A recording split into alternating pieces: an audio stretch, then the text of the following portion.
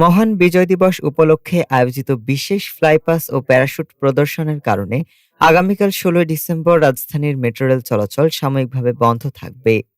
Dhaka mass transit company limited DMTCL জানিয়েছে, দুপুর ১২টা ৩০ মিনিট থেকে ১টা ১০ মিনিট পর্যন্ত মোট ৪০ মিনিটের জন্য মেট্রো রেল চলাচল বন্ধ থাকবে।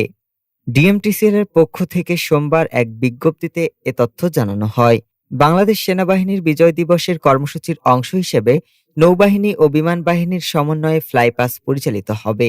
এ সময় বিমান বাহিনীর প্যারাট্রুপাররা জাতীয় পতাকা নিয়ে প্যারাশুট প্রদর্শনে অংশ নেবেন। নির্ধারিত সময়ে এই কার্যক্রম পরিচালনার কারণে মেট্রো রেল চলাচল সাময়িকভাবে স্থগিত রাখার সিদ্ধান্ত নেওয়া হয়েছে। ডিএমটিসিএল এর জনসংযোগ বিভাগের এক কর্মকর্তা জানান, মেট্রো রেল বিদ্যুতায়িত লাইনের মাধ্যমে পরিচালিত হয়। প্যারাশুটিং কার্যক্রম চলাকালে যেকোনো ধরনের দুর্ঘটনা এড়াতে সর্বোচ্চ নিরাপত্তা নিশ্চিত করার স্বার্থেই এই সিদ্ধান্ত নেওয়া হয়েছে। নির্ধারিত সময় শেষে মেট্রো রেল চলাচল স্বাভাবিক হবে। ডেস্ক রিপোর্ট, আজ বার্তা।